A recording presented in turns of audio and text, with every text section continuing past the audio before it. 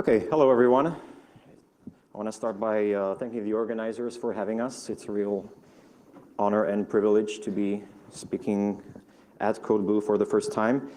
And it's also a real privilege that the lights are on today, because today we're going to be speaking about a piece of malware that's capable of causing a blackout. In fact, it already caused one in Ukraine last December. So I think that's pretty significant in and of itself, but there's more. So this malware, Industroyer, it's the first ever malware designed to attack power grids automatically. And for that reason, we consider it to be the biggest threat to industrial control systems since Stuxnet.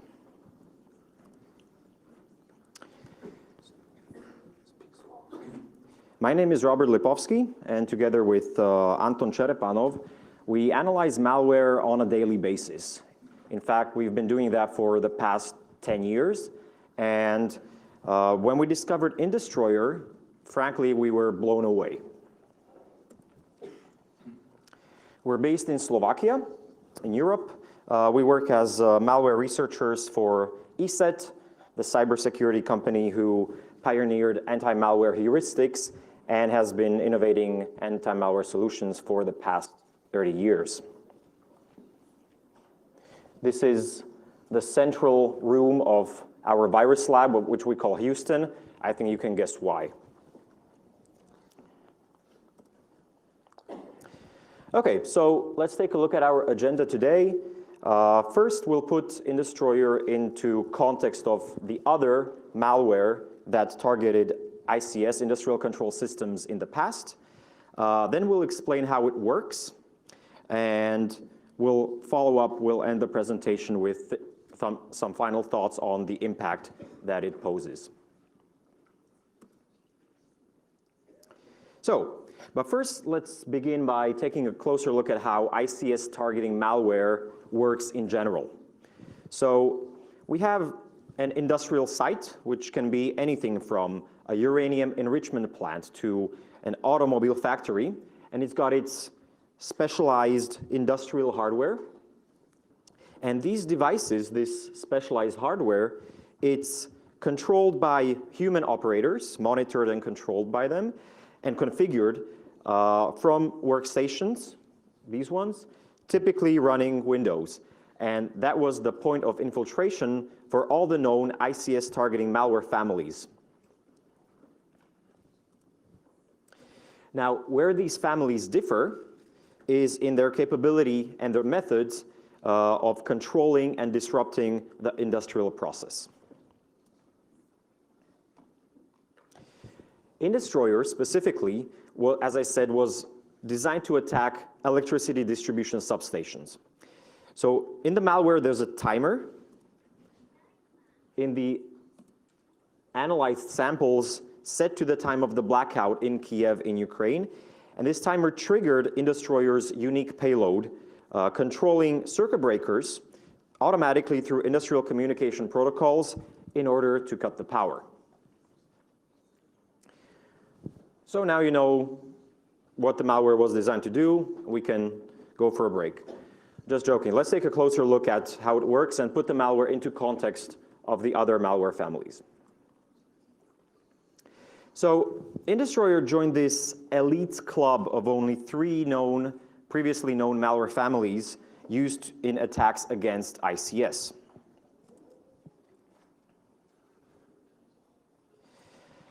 Stuxnet needs no introduction, obviously. It was able to reprogram PLCs, programmable logic controllers, to change the rotation speed of centrifuges.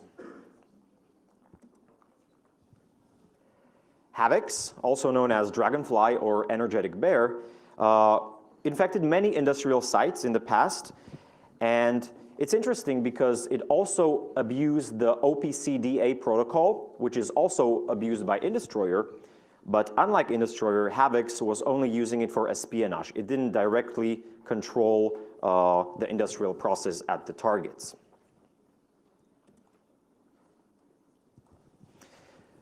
Now, Black Energy is a little bit different from the other 3 families. We've been tracking Black Energy since 2011, and over those years, there were many campaigns, mostly spear phishing, and we even discovered one time when they were using a PowerPoint 0-day. That was the infamous CVE 2014-4114. And then maybe you heard about this case known as Sandworm as well. So I said there were many targets over the years, and there were many high-value targets. So they included government, media, transportation, and so on. But what's relevant to our topic today are the campaigns against the Ukrainian power grid. So they started in March 2015. The first spear phishing emails that we detected were coming from March 2015. And the attacks culminated on December 23rd in the first ever known malware-induced blackout that affected several regions in the whole country, leaving around 230,000 people without lights for several hours.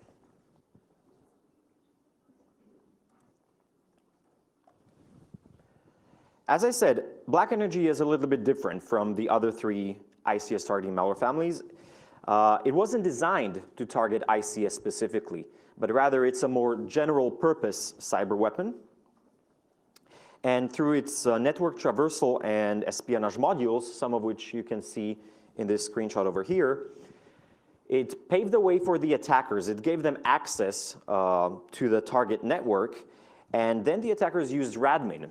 So legitimately installed remote access software, which was used by the substation operators for remote access, and they accessed this and they were able to manually pull the plug. The good thing about radmin is that it produces logs. So this is the actual log from that afternoon showing the unauthorized accesses from computers which have previously never connected to that network. And this is a video taken by one of the operators sitting behind that workstation while the attackers were remotely accessing their system.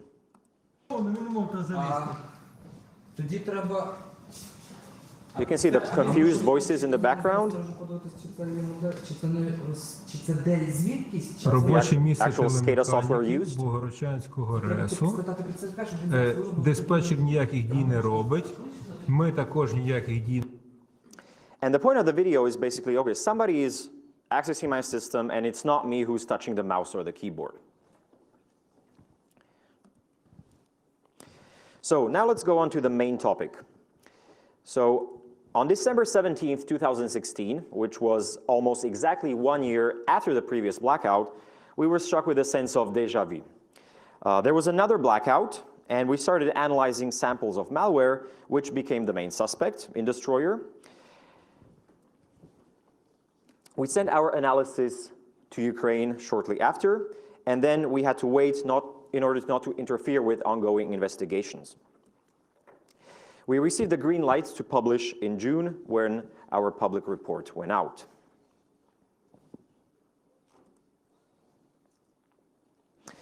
So a few slides before, I already mentioned what Industroyer can do, what it did, but now let's take a closer look under the hood. So it starts with a main backdoor, which takes care of CNC, command and control communication, and launches all the other components. Now, the backdoor in and of itself isn't super interesting. It's the typical kind of malware, the kind that we analyze thousands of every day. Here is the list of commands that it supports, so I'll just highlight some of the more noteworthy ones. Now, while Industroyer doesn't focus on espionage, like Black Energy did, for example, it does provide the attackers some capability of downloading and executing additional modules, as well as to exfiltrate files off of the infected machine, such as this copy and upload file command, as you can see here. And the output produced by this command also gave us a glimpse into the command execution chain and lateral movement throughout the attack.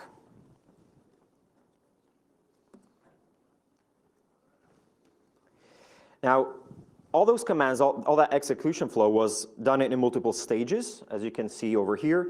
And the main purpose of that was to enable the attackers to stay under the radar. Now, the scripts here, they're not overly interesting, but the MS SQL database and how it was abused is. So let me explain. So during the reconnaissance phase of the attack, the attackers got hold of an in-house custom application used by the substation operators. So here are some screenshots from the documentation of that application. It's a custom app that stores environment layout, ICS process logs, telemetry, stuff like that. It's not used to directly control the operations, so it's more just a logging and environment layout storage application. Nevertheless, they reverse engineered it, and they discovered that the data for this application is stored in an MS SQL database on a server, and the credentials, unfortunately, were hard-coded within the application. So that was a good opportunity for the attackers, and they abused this database to execute a number of shell commands during the reconnaissance phase of the attack. So here are a few other examples of that application. So in order to be able to execute commands from the context of the database, they first had to enable the XBCMD shell capability in the database. And then they were able to launch arbitrary commands. Not only that, but they were also using the database to store binaries, again, something to add stealth to their attack. Also, the last command in this list is quite interesting. It's used for persistence to ensure that the malware survives a reboot. And it does so, it installs itself by pointing the image path registry value of a chosen existing Windows service to a more obfuscated version of itself. There's also a secondary backdoor. It's used as a backup mechanism. Obviously, once the attackers manage to do the hard job of getting inside the network, they want to make sure they stay in there undetected for as long as possible. So they implemented this additional backup backdoor in case something happens to the primary one, in case it gets detected or disabled. Now, the interesting part about this secondary backdoor is that it masquerades as a Trojanized and otherwise fully functional version of Windows Notepad, which it replaces in the system since it already got hold of admin credentials. Now, also a similar technique to this was used by the Dragonfly, the Havoc's malware in campaigns this year. So there are a couple of additional tools. The noteworthy ones are a custom port scanner, for example, which the attackers chose to use instead of Nmap, something which they could have used that's readily available.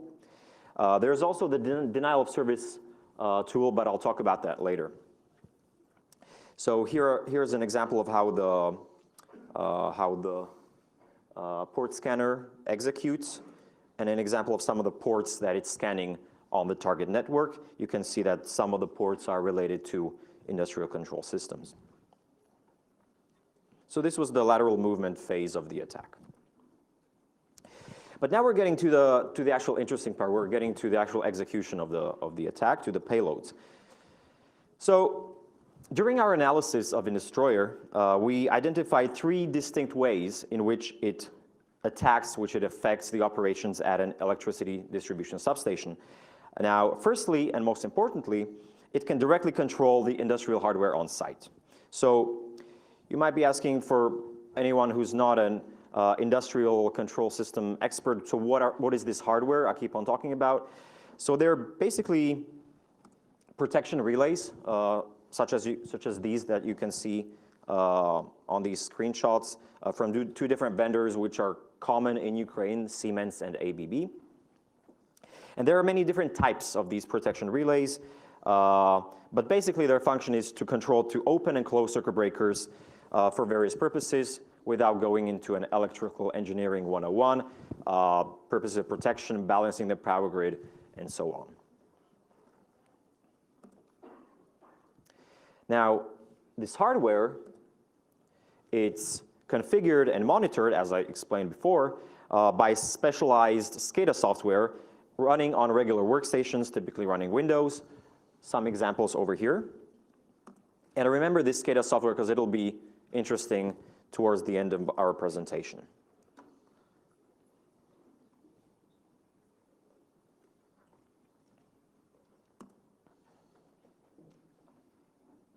So those are the applications, and the communication between the controlling workstations and the protection relays takes place over one of several possible specialized industrial control protocols. Now, there are several of such protocols used throughout the world.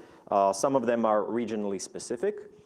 Some of them operate over a serial connection, others over TCP/IP, but the overall idea is the same. Now, it's important to note that Industroyer abuses these protocols. So there are no actual exploits involved, no software vulnerabilities. It uses the protocols in the way they were designed to be used, but they were designed decades ago without security in mind. And with that, I pass the microphone over to Anton, the lead in our industrial analysis, to walk you through the payload. Hello. Robert already said about exact timing of Industroyer attack, and that's a job of launcher component. The launcher samples we analyzed would launch the individual payload on December 17, shortly before power outage. We identified models capable of controlling devices through 4 different communication protocols: ISC 101, ISC 104, 61850, and OPCDA. Most of them are DLL files with their own configuration. So first one is 101. It requires a configuration file. Here is an example. It's not a real example that was used, but it's a reconstructed one. So it communicates over serial connection, and the ports to use are defined in the configuration by attackers. And first thing it does, it kills legitimate process on the workstation responsible for controlling the devices and takes over. So attacker can define name of this process in configuration. These devices, they operate on something that called IOA, Information Object Address. Think about them as network ports or registers. There are several different types, IOA types, but payload is interested only in those 2, which can accept commands. It goes over defined range of these IOAs. Here in the configuration, we have 2 IOAs ranges from 10 to 15 and from 20 to 25. So it goes over these ranges defined in configuration and sends the command sequence: off, then on, then off again. The idea behind 104 payload is very similar to 101. It sends on or off command to devices, but there are few differences. It works over TCP/IP instead of serial. It has many more configuration options, and it's possible to define multiple station entries. So it will connect to, when these entries are defined, it will connect to devices in parallel. And main option is operation mode. There are 3 different modes: range, shift, and sequence. Both for 101 and 104, attackers, they don't know the types of IOAs. So they have to do some kind of brute force to find out which will accept these commands. So first two modes, range and shift, they used to discover write iOS, and sequence is used once they are known.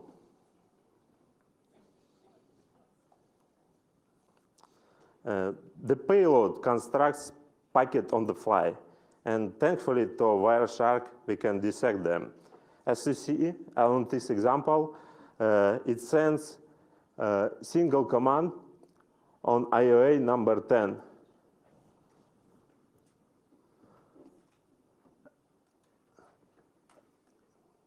And here we have on command. Payload can also write to the console, and here is an example. So attackers, they can see real time what's going on. It supports not only logging, but also, not only console output, but also logging. This example demonstrates capability of payload. It tries to switch circuit breakers to on or off in infinite loop. But exact logic, it depends on configuration. So it can send either on or off continuously, or flipping back and forth between iterations. So in this example, at first it sends on command, then it switches to off command, and in next loop, here is the loop, and in next loop it sends off command. So next payload is 61850. It's a bit different, and bit more advanced. Like 104, it operates over TCP/IP, but it can function even if IP addresses not specified in configuration. It has auto-discovery feature, so it scans port for all IP ranges in this network, and then it can connect to these devices. It does not operate on iOS, but on named elements. It looks for these hard-coded names. They correspond to circuit breakers, this CSV. So it's a different approach, but same purpose, to open or close circuit breakers.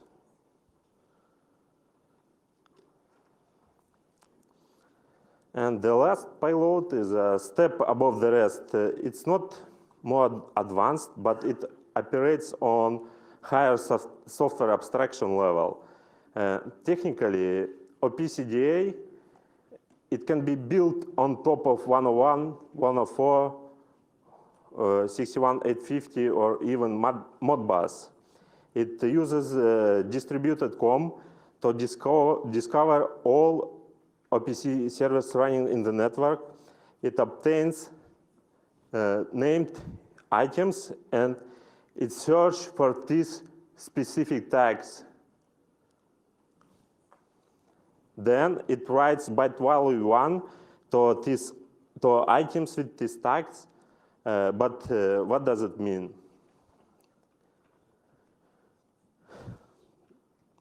This tool from ABB, it helped us to translate the command into better human-readable form.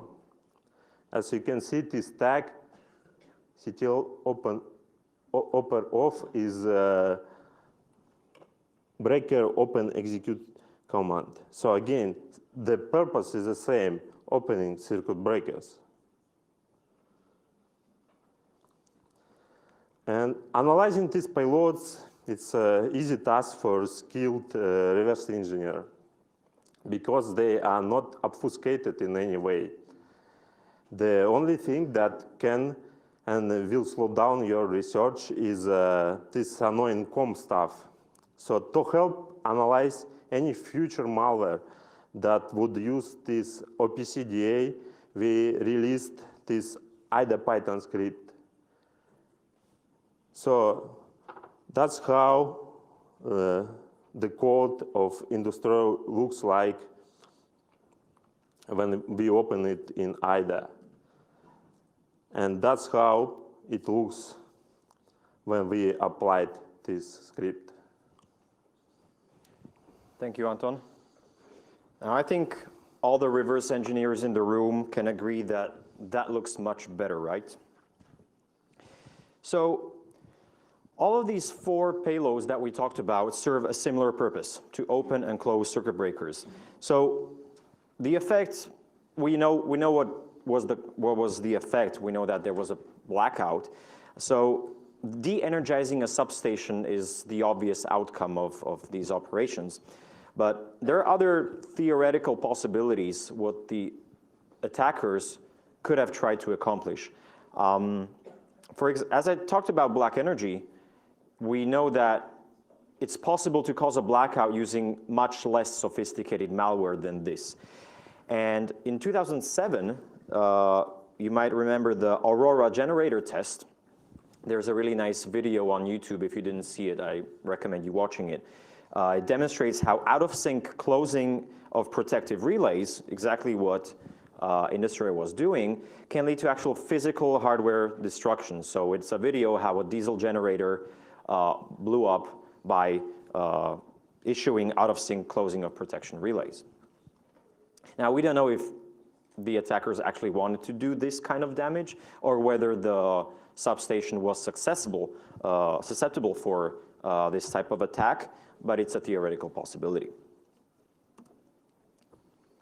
So the second type of functionality, so that was the first one, directly sending commands to the hardware, opening the switches, opening the circuit breakers. And the second one, which we identified in the Industroyer framework, is rendering protection relays irresponsive. So that's done through the denial of service tool, which I mentioned in the overview scheme.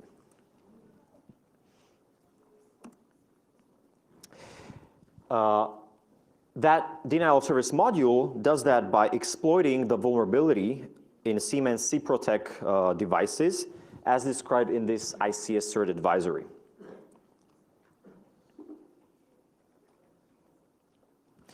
More specifically, it does so by sending specifically crafted UDP packets to port 50,000, exactly what this code in this snippet is doing. Now, knocking these devices out serves to amplify the impact of the payloads that Anton was previously talking about. Now, it's important to say that Siemens did patch this vulnerability in a firmware update quite some time ago, but you can probably guess how often these devices actually do get updated.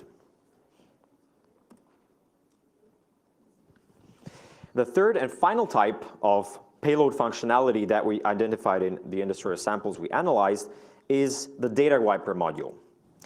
Its purpose is to make recovery from the attack harder. It goes not after the protection relays, their so-called intelligent electronic devices, but after the workstations used to configure them. It's executed by the launcher module, either 1 or 2 hours, depending on the sample. So 1 or 2 hours after the ICS payloads were launched. So if you remember the configuration software I showed you earlier, well, this module wipes files belonging exactly to those kinds of SCADA software, some of which you can see on the slide in the list over here. Now, furthermore, it renders the machine unbootable by corrupting the registry.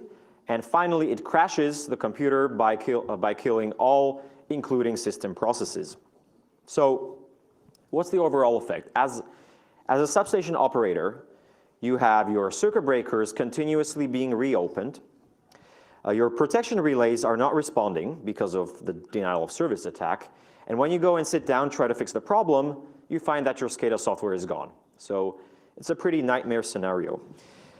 And it's another demonstration of the importance of backups. And it's really, really incredible that the Ukrainians last December were able to recover from this attack in such a short time frame because the blackout last December only lasted for about 1 hour. In comparison to the blackout in 2015 caused by black energy, which had the duration of several hours.